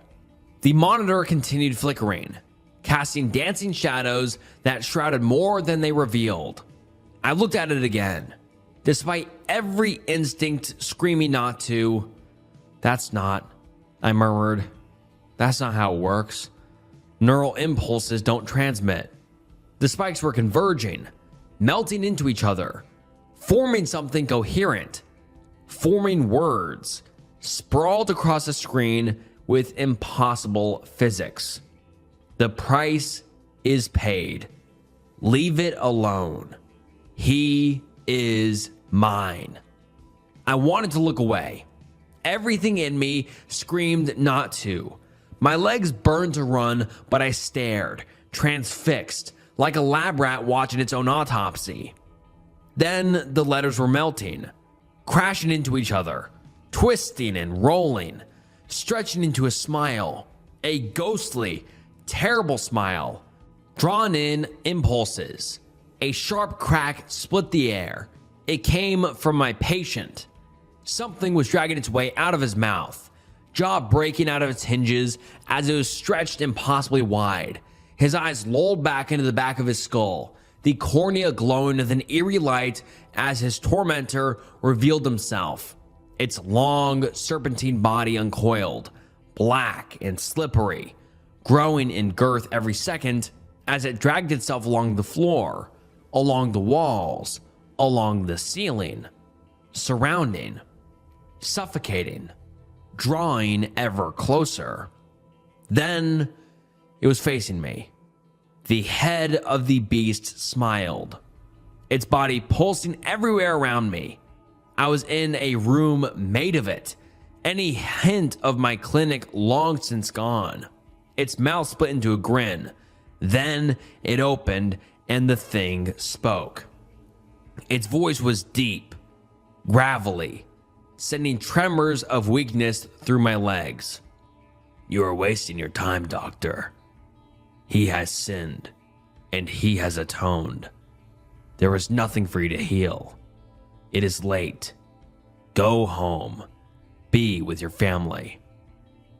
The threat was clear. Before it decided I couldn't. With a crash, the door burst open, quicker than I could blink. The monster withdrew, like a rubber band snapping back into place as it crawled back into its host. His jaw snapped back into place just as torchlight from the doorway blinded me. Elias and his companions shone their torches into the room, flickering from me to the patient and then back again. Beyond them, the lights of the waiting area glowed with their usual pleasant dim light. Are you all right, sir? Sir? Ranjana pushed past them, stepping gingerly over the glass on the ground as she hurried to me. What the hell happened here? I didn't answer. Couldn't. My voice betrayed me as I slumped into the nearest chair, shying away from the probing lights of the torches. Dr. Sharma? Elias frowned. Are you injured? I managed to shake my head. And your patient? I looked up as the torch flickered on his face. He did not look afraid. No. We were beyond that. He was numb, catatonic, eyes as wide as they could go as he stared out into nothing, barely breathing, but he was alive. Elias hummed in approval. Well, I said slowly. What's your diagnosis, Dr. Sharma? Or did you forget what we were here for? I buried my face in my hands. After everything that just happened, that is your first question? Well, you look fine, the woman said, crossing her arms. Of course. I took a shaky breath. There's something inside of him. I can't solve this. It threatened me. It came out of his mouth and it threatened me. It knew me. It knew everything. It said he had sinned and he had to be atoned. It was God's. It was, I looked up, no longer able to hide my vitriol. There's a monster. A monster. That's my diagnosis, sir. Your patient, or is a monster. Ranjana's expression was openly terrified now, even as she used her handkerchief to wipe the perspiration from my brow as well as she could. A monster, Elias repeated, his expression neutral. A monster, I snapped, no longer caring. I didn't want the money. I didn't even know what I wanted.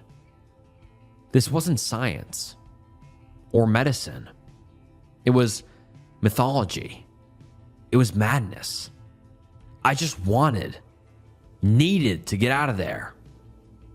Well, that makes sense. What? I jolted, unable to keep my surprise from my voice. Elias sighed, flashing me another one of his easy smiles. In the light from his torch, he looked ghostly, foreboding. I'm afraid we haven't been entirely truthful with you, Dr. Sharma. Disappointment. It was more of a second opinion. We needed to be sure, absolutely sure, that it wasn't simply medical. We needed you to make sure. You knew? You've had an experience with the pathology, yes, he said evasively. And now we know that the entity you saw is to blame. Thanks to you. You put my life in danger without telling me anything, so you could make sure, I said, bile and anger rising together up my throat with every recollection of that smiling electromyogram. Well, you are a smart man, Dr. Sharma. Surely you didn't think we would be paying you that much simply to stick a camera in someone's nose. Elias chuckled. Besides, we were sure, reasonably sure, that it would not harm you. Not unless you kept pushing. You wisely did not. I opened my mouth and then closed it again. Well, our business here is concluded, Dr. Sharma, and look at that. Elias pointed a finger at the clock in the lobby. Right on schedule. 11 on the dot. The bastard knew. He knew when I went home. They had been watching me. Scouting me. You. Your wife, Elias interrupted, his grin growing a little sharper, would be distraught if you tarried any further, Doctor, as would be your beautiful children. And there is little that causes more delay in getting home than asking the wrong questions. Some of those delays could even be permanent. I glared at him, but my mouth snapped shut. I believed him. Leave your office unlocked and the key on your desk. He resumed with his easygoing tone. Our cleanup crew will be along shortly. Nothing leaves this room, Doctor. Not material and not words, understood? I nodded. Then we have no quarrel. Elias bowed to me before turning to his soldiers. Pick our preacher up, will you? We're leaving. As his men slid into motion, the lights flickered again and went out. For a second or two, we were in absolute darkness. When they came back on, the men were gone. As was my patient. It was as if we had been alone all this time, except for the mess they made of my clinic.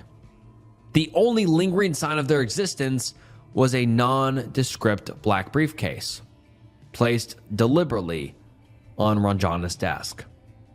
Sir, she whispered. This close, I could feel her shaking in fear. Go home, Ranjana, I breathed, struggling to my feet, the after effects of adrenaline making my breathing choppy. My heart thundered like a struggling petrol engine in my chest. I was getting old. Too old for this. I saw that now. All at once. Sir, I go home, I repeated. Go home and go to sleep. Forget this ever happened, and for the God's sake, tell no one. Without waiting for her to comply, I stumbled over to the briefcase, marshaling every ounce of willpower to prevent my legs from collapsing like jelly. The locks were keyed to 000. Unlocked. The clasps snapped open as soon as I touched them. Beneath the smooth lid were neatly tied bundles of rupee notes, 2,000 each, stacked to fill the entire space inside. I could estimate at a glance. There was enough to fulfill the promise, maybe more. On top of the pile, there was a business card, blank except for a phrase in neat handwriting. Do not pursue this. After that, it was all blur. The next thing I knew, I was closing my car door, walking up the stairs to my house. I dreamt up some answers from my wife somewhere along the way, though it was difficult to explain the briefcase in my white-knuckled grip. Even now, I can see it. In the corner. Waiting. Trust me, I'm going to use the money. I'm not that stupid. But as for the rest of it, I'm done. Done believing in the lies we stretch over the mouth of the world and call truth because it's convenient. Everything we think we know is a veil. I understand that today.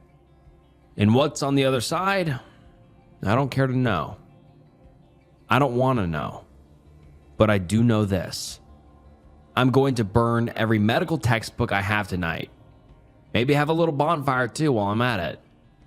If you're a doctor, I encourage you to do the same. Why?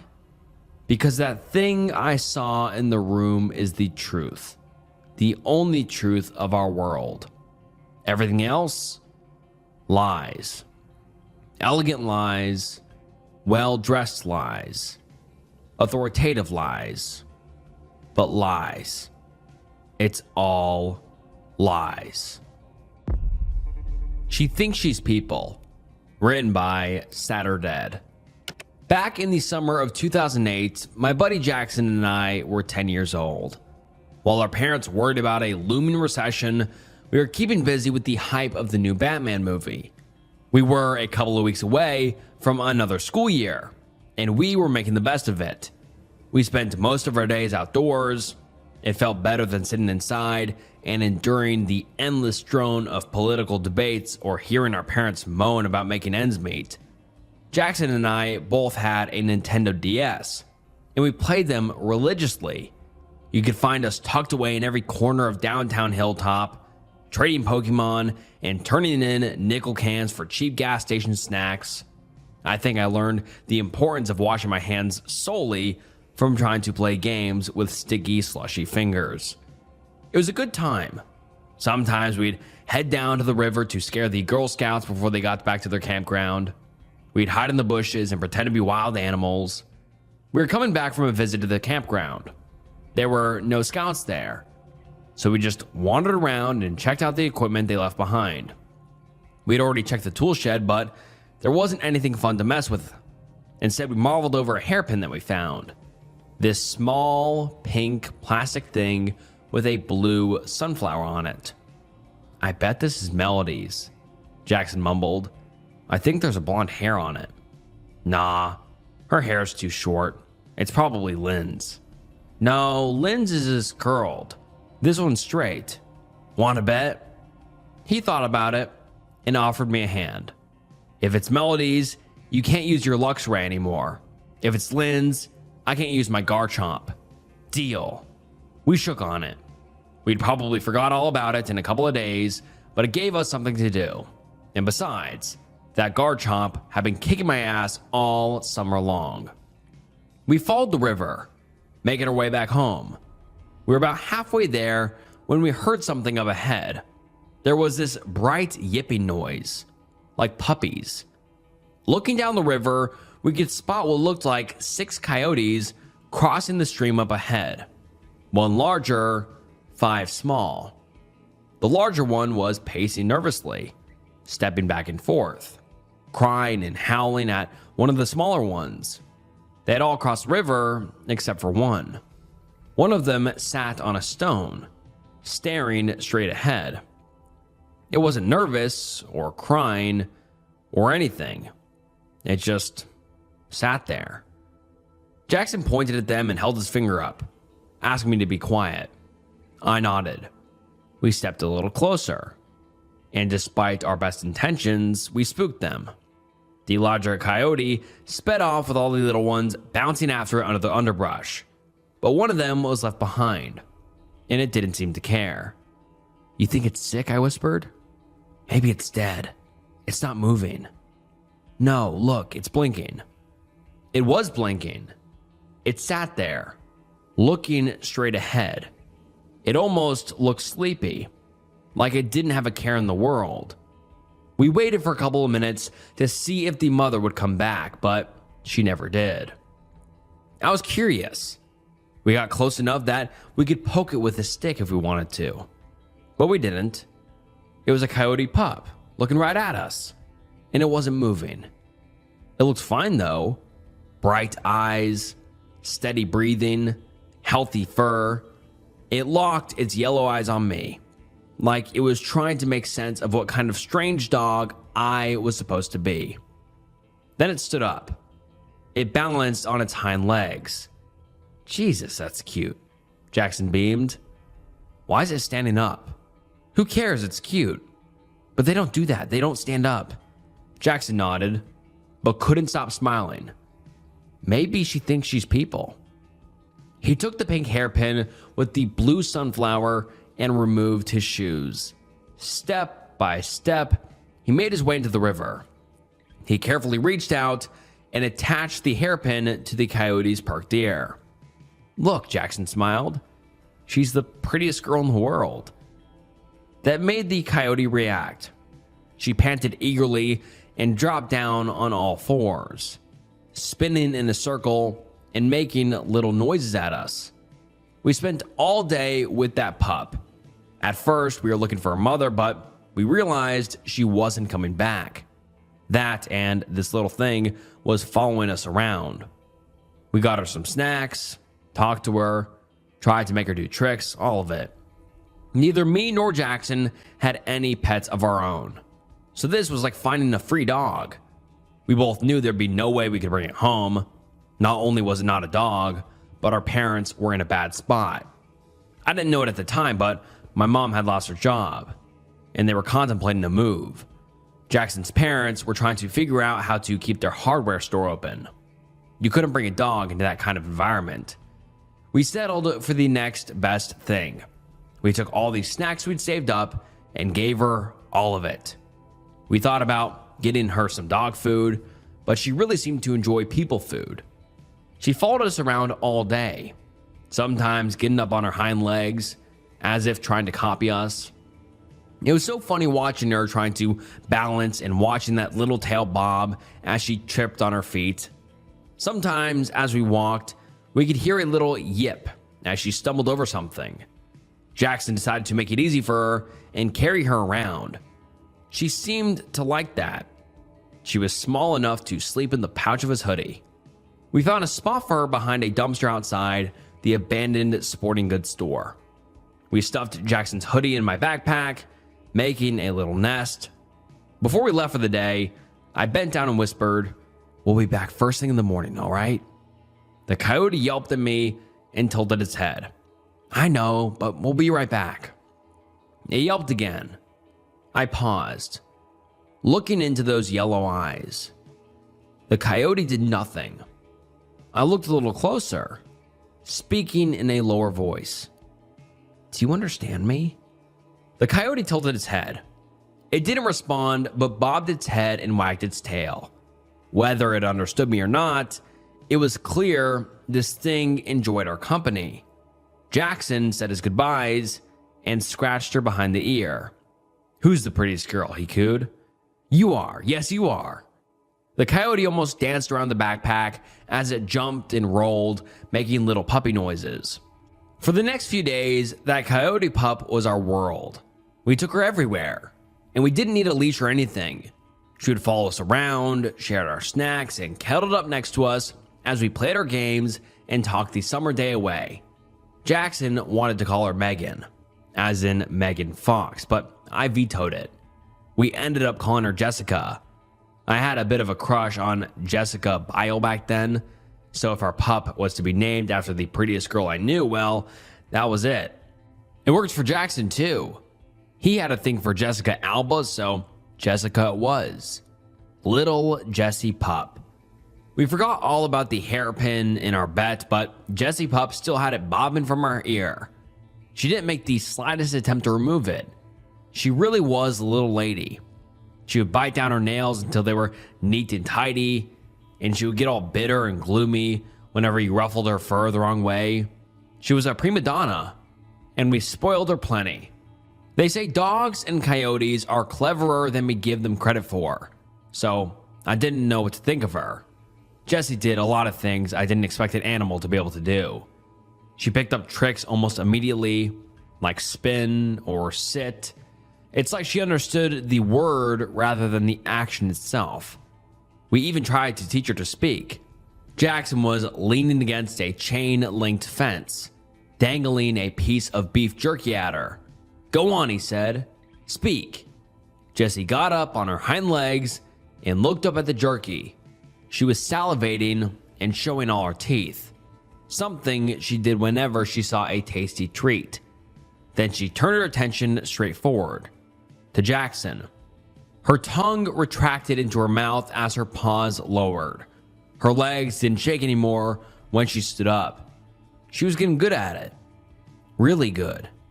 When she finally made a noise, it was less of a bark and more like a hacking cough. At first, I thought she was choking on something, but Jackson was still holding the treat.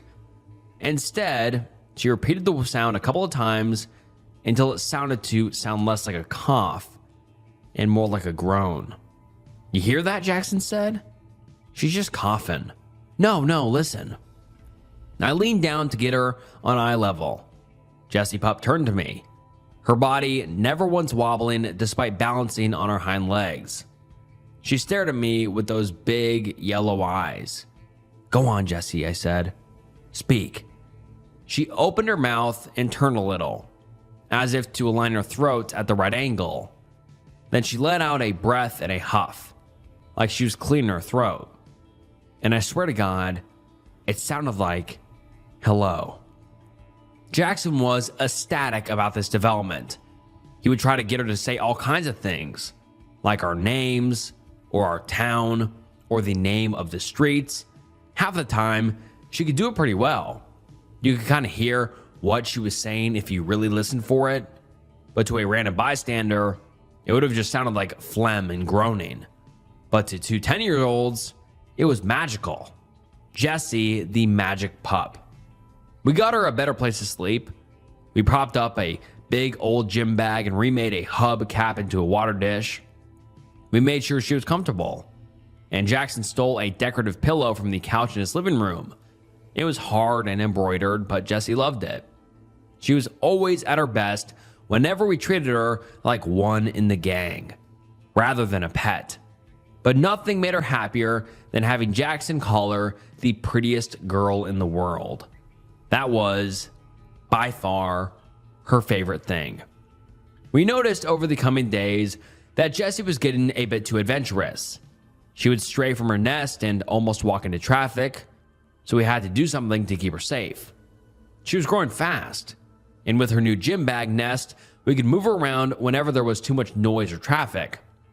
We ended up going back to the Girl Scout camp, so they packed up for the summer. There was that tool shed with a broken wood panel that you could crawl under, so we could make it like Jessie's own little house. We would sneak out leftovers from our house. Jackson did this thing where he would say I loved his mom's cooking so much that he'd like to bring me some. It always worked. I would say the same to my mom. We did this every now and then so we could bring Jessie an extra portion. Jessie did this thing where she would slap her paw straight into the food and scoop it up, like she was trying to use her paws to eat. She seemed frustrated when they didn't bend the way our hands did. She would yip and yelp until Jackson spoon-fed her. She loved that. But I think Jackson was a bit too close to her to realize something wasn't right. He didn't see the way she looked at him when his back was turned. He didn't see the confidence she had when she stood up straight on her hind legs, or when she combed back the fur on her head. It stopped looking like a trick, and it started to look surprisingly natural, less like a coyote and more like a little person in a very strange costume. One day when we came to see her, Jessie was sick. Her fur was matted and coming off in fistfuls. She kept sleeping and her tongue was hanging out of the side of her mouth. Jackson was beside himself, holding her close and stroking her ears. She would wake up in short bursts, poking her cold nose into the cavity behind his ear. He would sit out there with her all day just to make sure she was getting better. I wasn't so sure she was. I loved that pup, but there was something strange about it from the very beginning. Maybe it had been sick all along. There must have been a reason it was left behind. While I wandered off to get some snacks, I decided to stop by the river where we'd found her. That one spot along the river is a bit eerie. It's the one place where the birds are silent and the dragonflies stay away. Do You can see the ants walking in circles. If you look into the water, you can see river stones aligned in repeated patterns. Something had happened there, but there was nothing that really stood out. There was nothing sick, dead, or rotting. I didn't know what to make of it. Not a clue, not a single one. But no matter how much snacks we gave that pup or how much we comforted her, Jessie just didn't get better. She developed this swelling on her stomach, and soon enough, most of her fur along the tail was gone. And one day, when we went to see her, she was gone. We could not find her. We tried to move on, but Jackson was taking it hard. He really, really wanted a dog. He'd wanted one for years. If it hadn't been for his sister being allergic, he probably would have had one by then. We tried making the best out of summer without her. After about a week, there was this one morning where my mom called me over. She used my full name, so I knew it was something serious. I just got out of the shower when I found her in my room, sitting on the edge of my bed. She had this stern look on her face, like she was already scolding me without saying a word. "Would you mind telling me what you've been doing?" she asked. "What do you mean?" "I mean this mess," she said, tapping the bed. "Don't tell me you don't know." "I'll make my bed, sheesh." No, don't do that. Don't dismiss this." She wagged her finger at me, sighed, and pointed a flashlight under my bed. My heart skipped a beat. The underside of my bed was covered in empty snack bags, crumbs, and fur. Lots and lots of fur. Handfuls of it. And at the very end of it, I could see my crumbled up backpack, the one we'd used as Jessie's first nest. "Did you bring roadkill into this house?" Mom asked. "What is this? How did you even..." "That's not... I didn't do that, Mom. That's not mine." "Oh, I'm sorry." My mom shrugged. "I forgot that this isn't your room, and that this isn't your space to take care of. I'm so sorry. I forgot that you just drop by here sometimes." She rolled her eyes and handed me the flashlight. "I want it cleaned before you leave, and I need an explanation." I did my best to clean it up. Some of the fur got stuck in the carpet, as if something heavy had slept on it. Jessie had been missing for days. Had she been staying there? In my room all along? How the hell did she get in without anyone noticing? We didn't have a doggy door or anything like that. And more than that, where was she now? I went through my entire room. My mom mistook it for thorough cleaning, but I was looking for clues. There were paw prints in my closet, dirt on the edges of my bedroom door. I could tell something had been in there, but I couldn't tell what it'd been doing. It had to have been Jessie. It just had to, but how? By the time I was done cleaning, it was in the middle of the afternoon. My mom gave me a break and let me run around to play with Jackson. I ran to his house as fast as I could, bringing the backpack along. Before I even got to his house, I saw him coming down the other street, running to meet me halfway. We hadn't planned this. It just happened. He noticed my backpack, but I stopped him before he could ask. "She's been in my room," I said. "There's fur under my bed." "I know," he nodded. "I saw her last night." He looked a little pale, maybe from running. He stroked his arm and kept looking around, like he was expecting to see something. "She looked real sick," he mumbled. "Really, really sick." "Like, what kind of sick?" He shook his head and looked down, lowering his voice. "She didn't have any fur left," he mumbled, and her face was all weird. "Weird how?" He didn't answer. He just kept his eyes on the ground and tucked his arms tighter. "Weird how, Jackson?" I repeated, but I couldn't get a straight answer. We decided we needed help. Hilltop is on the east side of the river, so there's plenty of ranches around. Since there are ranchers, there are veterinarians. There was this one veterinarian named Mario who worked downtown. He mostly worked cattle, and the occasional sheepdog, but he was good people. He had 2 kids of his own, and he always showed up for career day. When we got to Mario's office, he could tell something was off. All year round, he was just seeing middle-aged ranchers with baseball caps stumble in to complain about a cow. But now there were 2 quiet boys standing outside his reception. No wonder he came to see us right away. Jackson broke down in tears when he tried to explain. So I tried my best to give Mario the full story. I told him about how we'd found a coyote pup and how we'd cared for it when his mother abandoned it. Jackson interrupted me. "It's not just a pup," he cried. "Her name's Jessie." I corrected myself as Mario sat him down.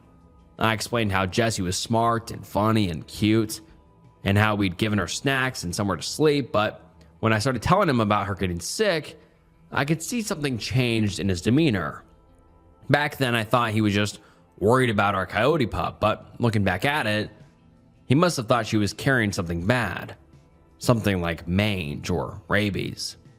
"So she lost all her fur," Mario said. "She lost her fur, and she's somewhere around your house?" "That, or in the shed," Jackson sniffled. "We made her a nest by the campgrounds." "And you think she's there now?" "There or at Jackson's place," I said. "He saw her there last night." Mario turned to Jackson, giving him a comforting pat on the shoulder. "Are you sure it was her?" he asked. "There's lots of coyotes around here."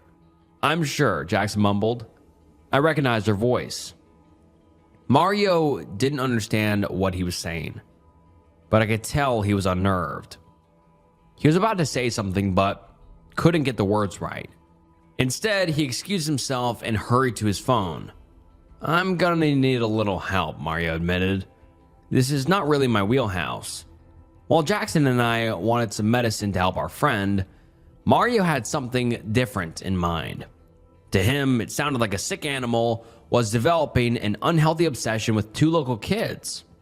Yes, he had good intentions, but he was scared for our safety. We asked what kind of medicine he could get her, but he didn't answer. Instead, he called in a couple of favors from some of the locals. He called our parents too. My mom and Jackson's mom got there at the same time. By the time they arrived, I could see 3 trucks pulling up in the parking lot. 2 of the men had hunting rifles. Jackson was beside himself, trying to make them listen. I didn't know what to think. I couldn't get what Jackson had said out of my mind. What had her face looked like? What happened? We were stuck in that office for a couple of hours. Jackson's mom had to run off to help out with their store, but my mom had nowhere to be. We sat around watching an old TV in the reception as Mario went with the hunting crew. We stayed there for well over 2 hours until my mom got a call as well.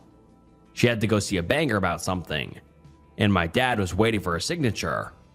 She had no choice but to drop us off at our house and have us promise not to leave. "Straight to your room. Lock the door. Open for no one," she said.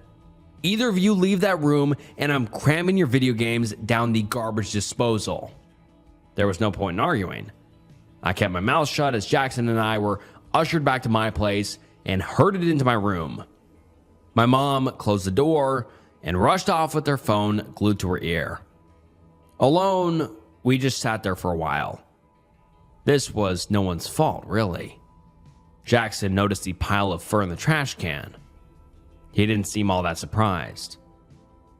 They're gonna find her," he whispered while thumbing through a comic book. "Why not?" "'Cause they're looking for coyotes," he continued. "She don't look like no coyote no more." "What she look like then?" He shook his head. "Like, weird." By evening, a bunch of trucks stopped outside our house. Some people were cheering and yelling. We could see they'd killed a bunch of coyotes and laid them out in the back of the truck. I could see it from the edge of my bedroom window, if you just leaned out a bit.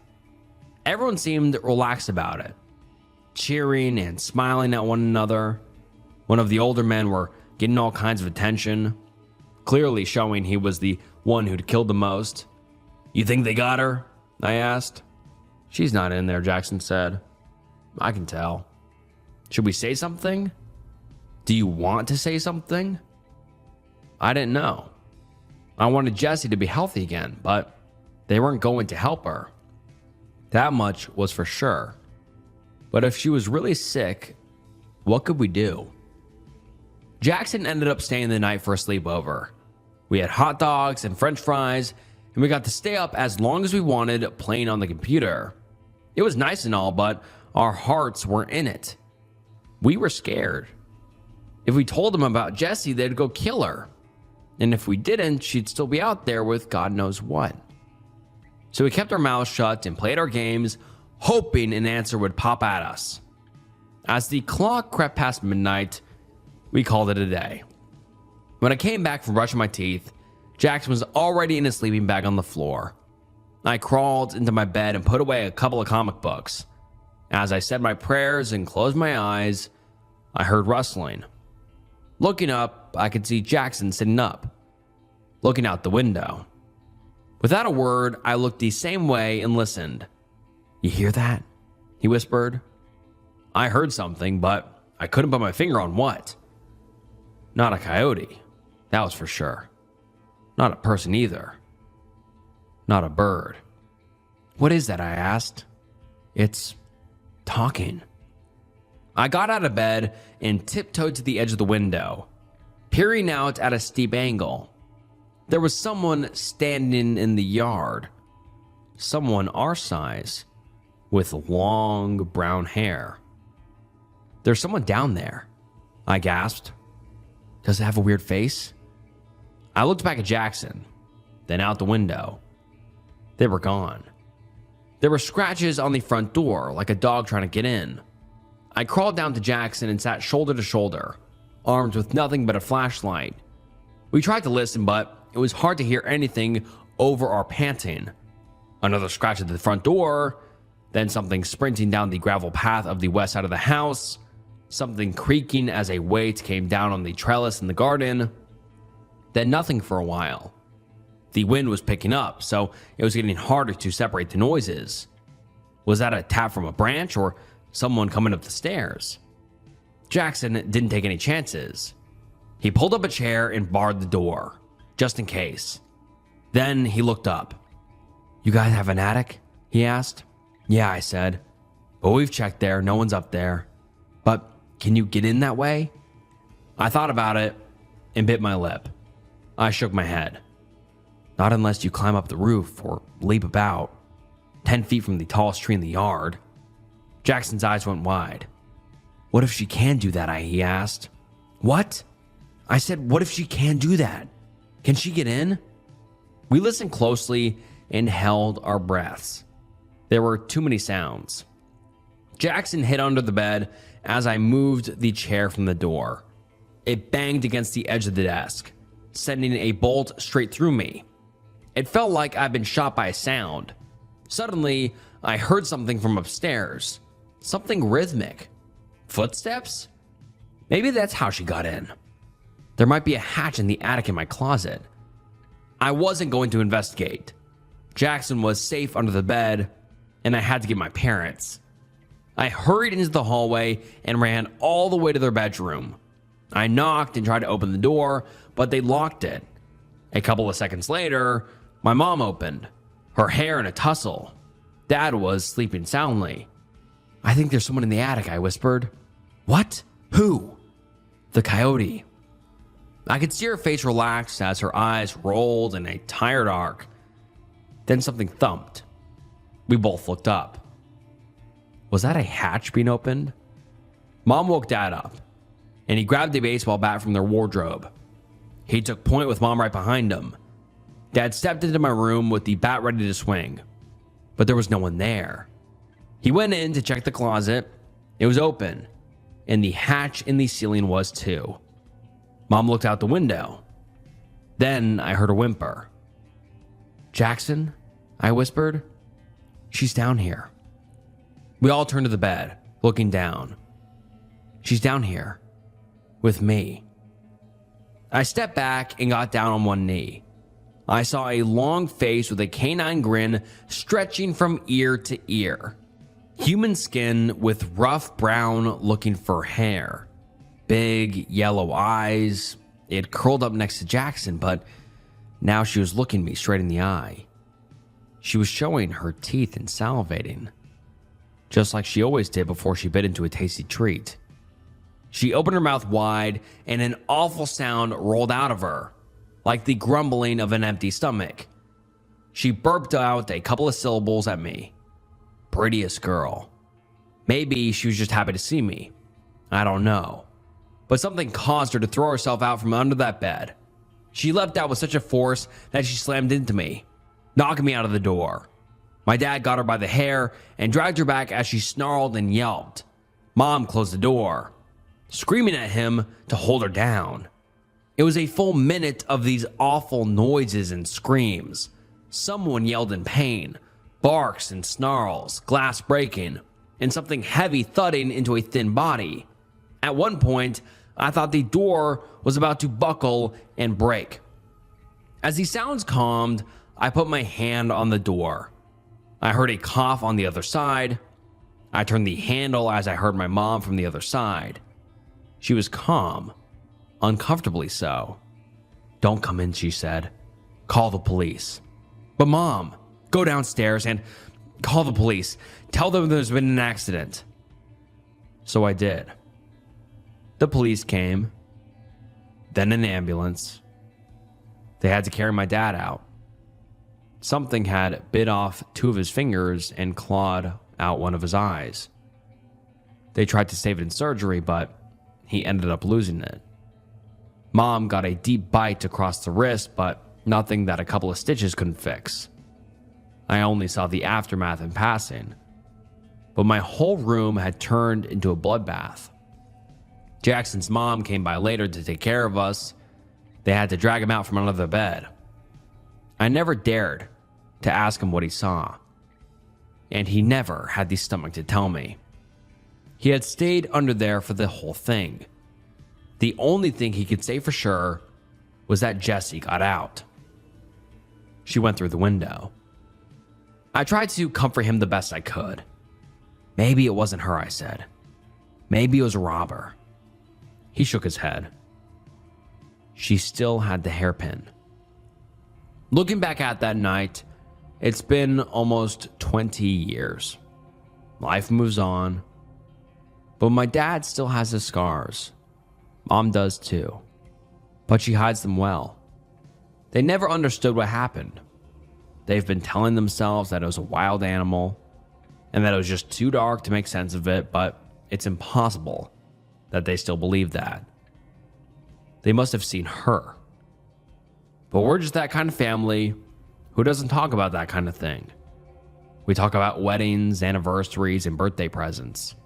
Or if we're feeling chatty, Dad brings up whatever's going on with the Broncos. He's originally from Denver. We ended up moving there once the recession hit.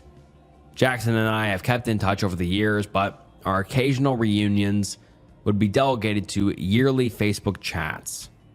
That's why I'm writing this down. Earlier this year, Jackson reached out to me. He doesn't do that a lot. He didn't really send me a message.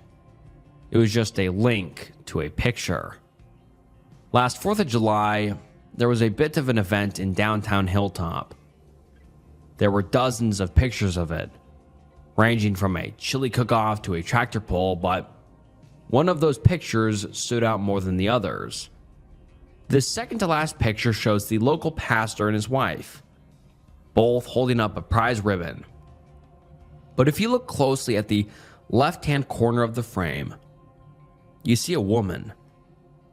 A short, gorgeous woman with long brown hair and striking yellow eyes, and a pink hairpin with a blue sunflower. My papa had one rule: don't acknowledge me ma. Written by Garden_lad. Growing up in Appalachia, I heard all types of stories of spooks and scary things that go bump in the night. The old Coleman, the headless mule, and Miss Myra from a ways away. You know them stories. As tough little country kids, none of them scared us. At least they ain't scared us half as much as the pitch black dark on a summer's night. That is, none except Mima. Papa never told his kids why. He just told us not to mention her. Us grandkids thought it was kindly strange because Mima was always part of our lives. He must have been married to the woman since God knows when. Mima put out our church clothes on Sundays. She made us grandkids breakfast every time we stayed over too, and it was always our favorites. But none of us were allowed to acknowledge her. I remember cousin Patty one summer morning came running from the creek clear across Peepaw's front acre saying Mima needed help. Patty said she was hurt something awful and he begged. Cried for Peepaw to help. Now, I remember climbing over a grassy hill to try and take a look. Sure enough, Mima was there, turned over on her side in her black dress, wailing while she clutched her stomach. Papa clasped his wrinkly palm across his mouth so fast it felt like a slap. Shut your mouth now. Marry Sue and leave it be. He told me as tears welled up in my eyes, grew and trickled down through the hairs on the back of his hand.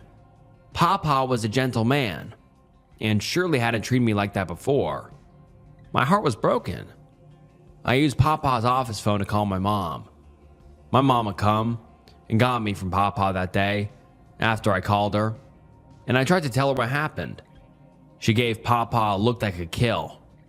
I remember how ashamed Papa looked. It was a few years later that Papa died. Like most fellas of his time and of that age, his heart just gave out one sunshiny morning. His funeral was intense. Us grandbabies, all 10 of us at the time, we sat together in a row on a wooden pew. We cried while folks gave speeches about our Papa, speeches about how good of a man he was. We wailed like the dead. To some of my cousins, Papa was the only father figure they rightly had.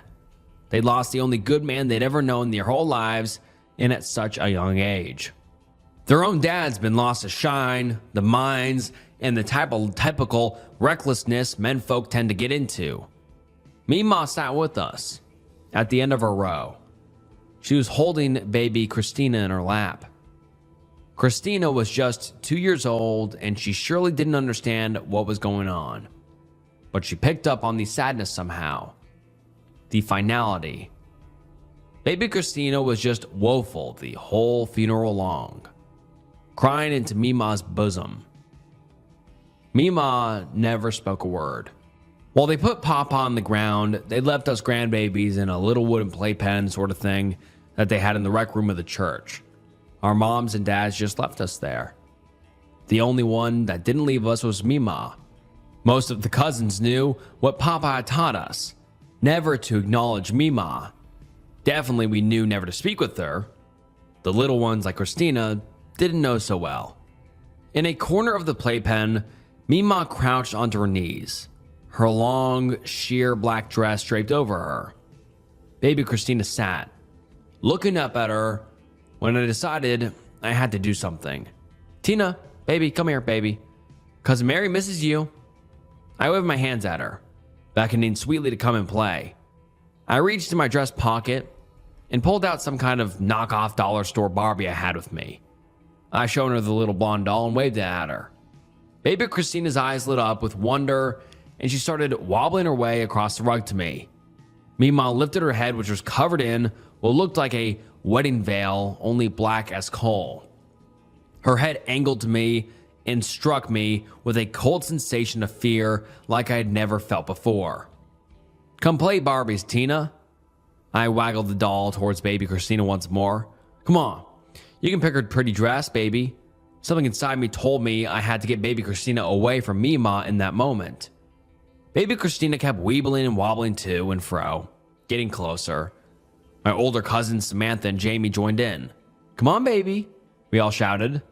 We ushered her towards us by gesturing with our hands. It was then that Mima stood. Only she was much too tall. Her veiled head and neck were so high, they bent forward across the ceiling. She got so close. Baby Christina, that is. She'd had one hand on my knockoff Barbie doll when Mima peeled her back in. Baby Christina cried something mighty, like nothing I have ever heard before. or since. Mima had her now, clutched in her long arms. Behind Mima's veil, her cold, white, dead eyes bore holes into me and I think into all my cousins. Mima turned with baby Christina tucked under one arm and slid open a window with ease. Mima put one leg through and then the other, and within moments she was gone. When the police came, they asked us all sorts of questions about what happened. Us grandbabies tried to tell them about Mima taking our baby cousin away. The only thing was, there was no Mima. At least there was no Mima that any of our parents claimed to know. No one at our papa's funeral that day that fit her description. It wasn't until a few years ago that my mother admitted to me that she was adopted by Papa. All my aunts and uncles were. They say that Papa never married. At least, not that they knew of. They act like they never knew about our Mima or any woman that cared for us grandbabies back at Papa's house. All I know for sure is that some dark mountain woman took my baby cousin that day. I only wish Papa had been alive to stop her. And alright guys, with that final story, that wraps up some unsettling horror stories from Reddit. And to be honest, these are some of my favorite horror stories I have ever read, hands down. They were all so good. I mean, that last one is so creepy, but the first three were so good as well. Like, these were just all such slow burn, good stories. I loved them. They were creepy. They gave me goosebumps, and I hope you enjoyed them as well. If you did, please drop a like on the video and subscribe to the channel. The channel's goal is 1 million subscribers, so every subscription helps go towards that goal. And if you enjoyed this video, I'm sure you'll enjoy other videos on the channel. So check out some other videos, and please follow me on Instagram and follow me on Spotify. It helps more than you know. And thank you so much for watching to the end of the video. It means the world. Your guys' support is the best, and this community is the best on YouTube. I love you guys, and thank you so much for watching. And this was Snook, and I'll see you next time. Bye.